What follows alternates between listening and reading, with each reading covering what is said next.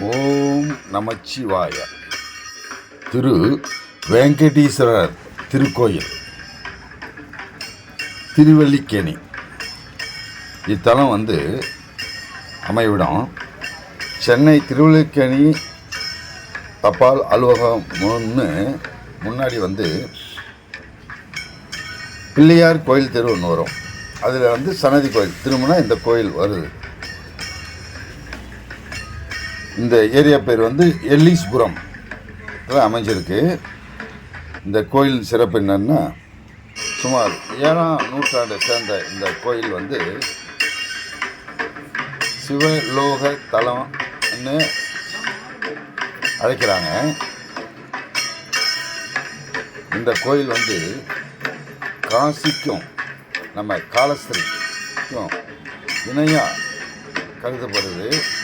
இங்கே ராகு கேது ஸ்தலம் சென்னையிலேயே ஒரு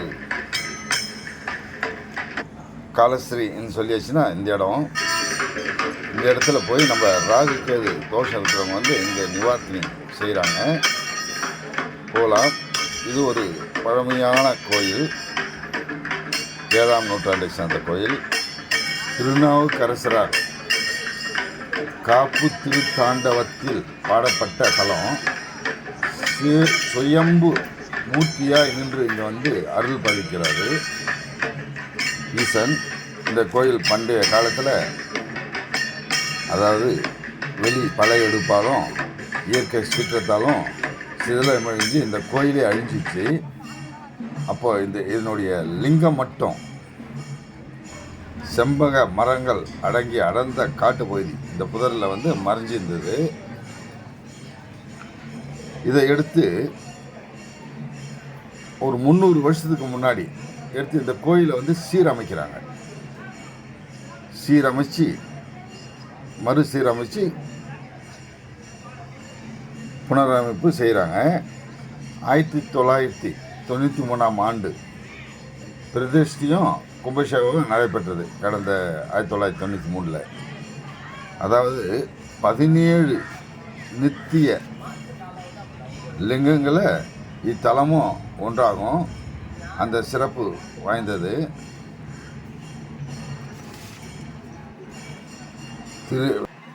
திரு வேட்டீஸ்வரரை போகமும் ஞானமும் பெற்று முக்தி அடையும் திருத்தலம் இது என்ன தலப்புராணம் கூறுது.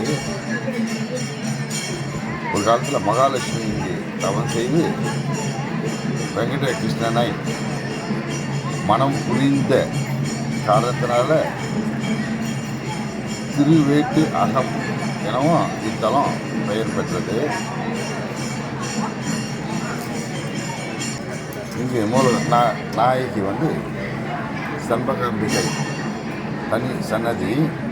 தொண்டை நாட்டில் செழிப்பாக ஓடிய வேகவதி ஆறு கலந்த ஓடையே சம்பக ஓடையாகும். இந்த சம்பக ஓடையில் சுயம்புவாக கிடைத்த அம்மன் சம்பகாம்பிகை என்ற பெயர் பெற்றது. சம்பகம்பால் என்ற குருகுலமாகவும் இங்கே தீர்த்தகுளம் அமைஞ்சது.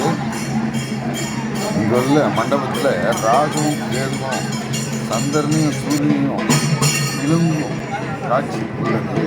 அதனால் காலஸ்ரீ போலவே காலஸ்ரீக்கு இணையாக ராகு கேது ஸ்தலமாக விளங்குகிறது. இங்கே உள்ள பாருங்க, நல்ல நந்தவனம், அகண்ட பெரிய நந்தவனம் இருக்கு.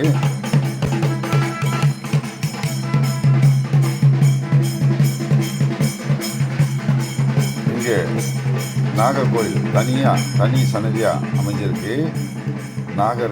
நாகராஜாக்கள் நாகர்கள் இங்கே இருக்காங்க.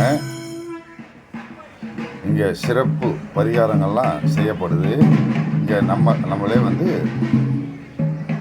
பூஜைகளை செய்யலாம்.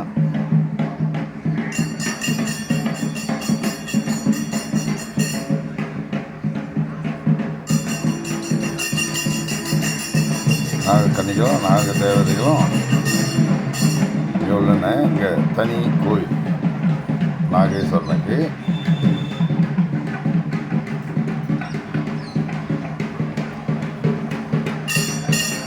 பெரிய பழமை வாழ்ந்த ஒரு அரச மரம் இருக்கு. இங்கே நிறைய வில்வ மரங்களும் இருக்கு. இங்கே நாளைக்கு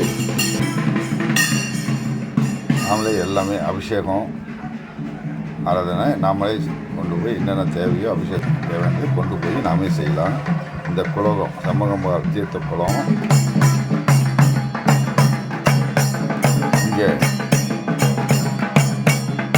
வாத்தியங்கள் இசைக்கிறாங்க. ஒவ்வொரு நாளும்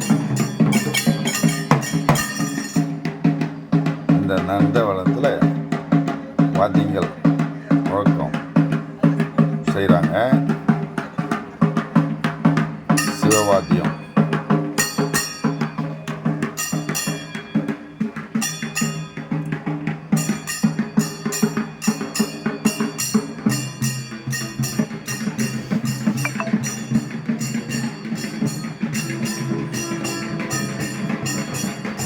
நல்ல அகண்ட நந்தவனம். இன்னும் பராமரிப்பு செஞ்சால் இன்னும் சிறப்பாக இருக்கும். பராமரிப்பு செய்கிறாங்க.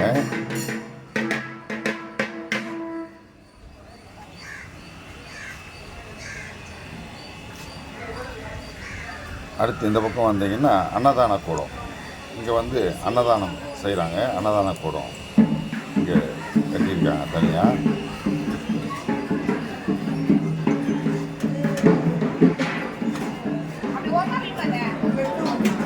இது கோயில் பின்புறம்.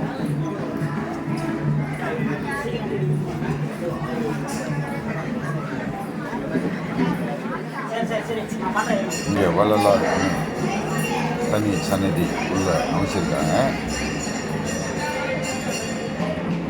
தீர்த்த குளம் நிறைய நல்ல பெரிய குளமாக இருக்குது. செம்பகம்பால் தீர்த்த குளம் அது. இங்கே 5 அடுக்கு கொண்ட ராஜகோபுரம். நம்ம உள்ளே போனதுமே ராஜகோபுரம் தரிசிக்கலாம். ராஜகோபுரத்துக்கு இங்கே வந்து நிறைய ஐயப்ப பக்தர்கள் இருமுடி கட்டி கோயிலுக்கு போகிறாங்க. ராஜகோபுரம் தரிசித்து இடது பக்கம் வந்தால்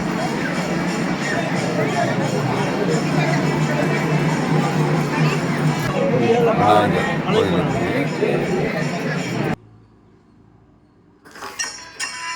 நீண்ட நெறிய கொடிமரம். விநாயகர் கோயில் இது பின்புறம்.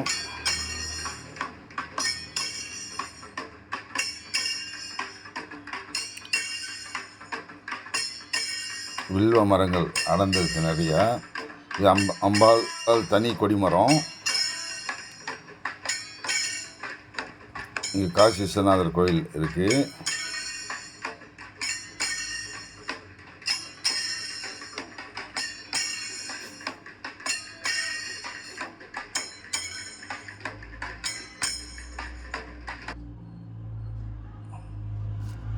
பசுமடம் அமைஞ்சிருக்கு. கொடிமரத்தை நம்ம தரிசித்து இடது பக்கம் வந்தால் வல்லப விநாயகர் சன்னதி இருக்குது. அதுக்கடுத்து அதிகார நந்தி தனி சன்னதி இருக்குது. அடுத்து வந்தீங்கன்னா காசி விஸ்வநாதருக்கு தனி சன்னதி இருக்குது. காசி விஸ்வநாதருக்கு விசாலாட்சி காசி விஸ்வநாதர். வள்ளலார் தனி இருக்குது. சுப்பிரமணியர் பள்ளி தெய்வானி தனி சன்னதி இருக்குது. கால பைரவருக்கு தனி சன்னதி அமைச்சிருக்காங்க. இது கோயிலுக்குள்ளவே குளம் இருக்குது. ஒரு தனி சிறப்பு. ஸ்ரீ துர்க்கை நவகிரகங்களுக்கு தனித்தனி சன்னதிகள் வெளி பிரகாரத்தில் அமைஞ்சிருக்கு. மற்றும் உள்பிரகாரத்தில் 63 நாயன்மார்கள் உள்ளனர். சோமஸ்கந்த சன்னதி அருணாச்சலேஸ்வரர் உட்பிரகாரத்தில் காட்சி அளிக்கிறாரு. அடுத்து வெள்ளி தேவனி சமேதம் முத்துக்குமரன் இருக்கார். அடுத்து மகாலட்சுமி மகா சரஸ்வதி சன்னதி உள்ளன. இங்கே மகா சரஸ்வதிக்கு வீணை கிடையாது. உட்பிரகாரத்தில் நடராஜருக்குன்னு தனி சன்னதி இருக்குது. செவ்வாய் தோஷம் நாகதோஷம் உள்ளவங்க அங்கே கண்டிப்பாக ஒரு முறை போய் நம்ம பரிகாரம் செஞ்சுக்கலாம். காலஸ்திரிக்கு போய் பரிகாரம் செய்கிற பலன் இங்கே வந்து செஞ்சால் பலன் கிட்டுன்னு கூறுகிறாங்க. ஒரு முறை நம்ம குடும்பத்தோடு சென்று வழிபட்டு வரோம். நன்றி, வணக்கம், வாழ்க வளமுடன். ஓம் நமச்சிவாயா, ஓம் நமச்சிவாயா, ஓம் நமச்சிவாயா.